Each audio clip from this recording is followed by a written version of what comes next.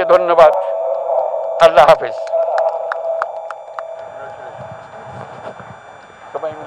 সম্মানিত সুধীবৃন্দ, ঐতিহাসিক জুলাই ঘোষণাপত্র পাঠ শেষ হলো। রাজনৈতিক নেতৃবৃন্দ সহ উপস্থিত সকলকে আন্তরিক ধন্যবাদ। মাননীয় প্রধান উপদেষ্টা অনুষ্ঠান স্থল ত্যাগ না করা পর্যন্ত সকল সম্মানিত অতিথিকে স্ব স্ব আসনে উপবিষ্ট থাকার জন্য সবিনয় অনুরোধ জানাচ্ছি। সুধীমণ্ডলী, এবারে আমরা পুনরায় ফিরে যাচ্ছি মানিক মিয়া অ্যাভিনিউতে আজকের দিনব্যাপী সাংস্কৃতিক অনুষ্ঠানমালা ও সন্ধ্যায় আকর্ষণীয় ড্রোনের মাধ্যমে নতুন বাংলাদেশের গল্প বলায়। দেশের সকল নাগরিকের সুস্বাস্থ্য কামনা করছি। সবাইকে ধন্যবাদ। অসংখ্য ধন্যবাদ জানাচ্ছি।